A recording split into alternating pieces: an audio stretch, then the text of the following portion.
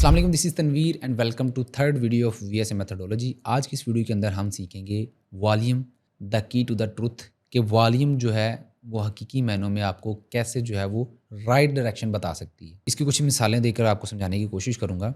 सबसे पहली चीज़ जो है ये आप अपने ज़हन में रखेंगे, वॉल्यूम जो है एक मेजर इंडिकेटर है जो कि आपके चार्ट पर ज़रूर होना चाहिए और हर प्रोफेशनल ट्रेडर इसको ज़रूर देखता है। अगर आप किसी भी प्रोफेशनल ट्रेडर के चार्ट को देखेंगे तो उसके चार्ट के ऊपर वॉल्यूम लाजमन होगा। और वॉल्यूम की अहमियत यहाँ से भी हम अंदाज़ा लगा सकते हैं कि शिकागो मर्केंटाइल एक्सचेंज जो 3 दिन के बाद आपको जो है एक्चुअल डेटा देता है कि कितने ट्रेडर्स आए, कितनी पोजीशन जो है बाय की हैं, कितनी सेल की हैं, कितना ओपन इंटरेस्ट बढ़ा है, कितना कम हुआ है। 3 दिन के डिले के बाद आपको ये डाटा मिल रहा होता है। तो आप खुद अंदाज़ा लगाएं कि इसकी बहुत ज़्यादा अहमियत है, इसलिए ये आपसे हाइड किया जाता है। वॉल्यूम के बारे में इतनी ज़्यादा अवेयरनेस इसलिए भी नहीं है कि बहुत से लोग इसको नहीं जानते, इसकी इंपॉर्टेंस को नहीं जानते, और दूसरी चीज़ कि इसको सिखाने वाले लोग भी बहुत कम हैं और जो हैं वो सही मायनों में उसको सिखा भी नहीं पा रहे। इसलिए इस चीज़ के अंदर थोड़ी कॉम्प्लिकेशन है और अवेयरनेस इतनी ज़्यादा नहीं है। अब आप आ चुके हैं तो इंशाल्लाह आप भी ऐसे सीख भी जाएंगे और आप वॉल्यूम की अहमियत को भी सीख जाएंगे। कुछ ऐसी मिथ्स हैं जो कि सुनने में, देखने में बड़ी ठीक लगती हैं, उन मिथ्स को भी आपने ठीक करना है। जब से सबसे पहली मिथ ये है कि हर खरीदार के लिए एक बेचने वाला मौजूद होता है। For every buyer there is an a seller. ऐसा नहीं है। और दूसरी मिथ ये है, all that is need to make market is two traders willing to trade at the same price.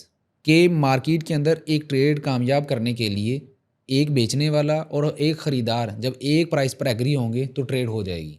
नहीं, ऐसा नहीं है। सुनने में ये बड़ा लॉजिकल लग रहा है कि हाँ ऐसा ही है कि जब एक बंदे को मोबाइल जो है वो 2 लाख पर बेचना है और बेचने वाले को लग रहा है कि मैं प्रॉफिट में हूँ और ख़रीदने वाला कह रहा है कि मैं 2 लाख में ख़रीद रहा हूँ, मुझे सस्ता मिल रहा है, तो वो तो एग्री है एक करेक्ट प्राइस पर, वहाँ पर एक ट्रेड हो जानी चाहिए। और ऐसा ही होता होगा मार्केट के अंदर भी, जो हम stock market, crypto market, forex की मार्केट या कोई भी मार्केट है जिसके अंदर हम ट्रेड कर रहे हैं, तो ऐसा ही होगा। लेकिन ऐसा नहीं है। क्यों ऐसा नहीं है? सुनने में ये स्टेटमेंट्स बड़ी अच्छी हैं लेकिन प्रैक्टिकली अगर आप इसको इंप्लीमेंट करेंगे तो ऐसा नहीं हो सकता। क्यों? हो सकता है कि आप आज कुछ खरीद रहे हैं और वहाँ पर कोई बेचने वाला भी मौजूद हो, लेकिन हमेशा ऐसा नहीं हो सकता। क्यों? क्योंकि हो सकता है कि वहाँ पर जहाँ पर आपने 2 लाख का एक मोबाइल खरीदने का ऑर्डर लगाया है, वहाँ पर 2 लाख का एक मोबाइल सेल होने का ऑर्डर नहीं, वहाँ पर 10,000 मोबाइल पड़े हुए हैं कि लोग वहाँ पर, या स्मार्ट मनी का ग्रुप वहाँ पर 10,000 मोबाइल उन्होंने कहा है कि जी हम सेल कर रहे हैं 2 लाख की प्राइस के ऊपर। अब वहाँ पर आप गए, आपने एक मोबाइल उठाकर ले आए, तो इसका मतलब ये नहीं हुआ कि आपने मार्केट के अंदर कोई बहुत ज़्यादा तीर मार ली, ये मार्केट जो है ऊपर या नीचे चली जाएगी, ऐसा नहीं है। इस चीज़ को आपने अंडरस्टैंड करना है। ये स्टेटमेंट्स जितनी आपको आसान या लगती हैं उतनी आसान मार्केट के अंदर नहीं वर्क करती। और जैसा कि मैंने पहले बताया आपको कि जब तक ये 2 लाख, अगर ये देखें ना, आपने 2 लाख का मोबाइल लिया तो वहाँ पर 10,000 मोबाइल सेल होने के लिए पड़े हुए हैं। जब तक वो 10,000 के 10,000 मोबाइल सेल नहीं हो जाते, मार्केट को प्रोफेशनल्स की तरफ से सपोर्ट मिली रहेगी।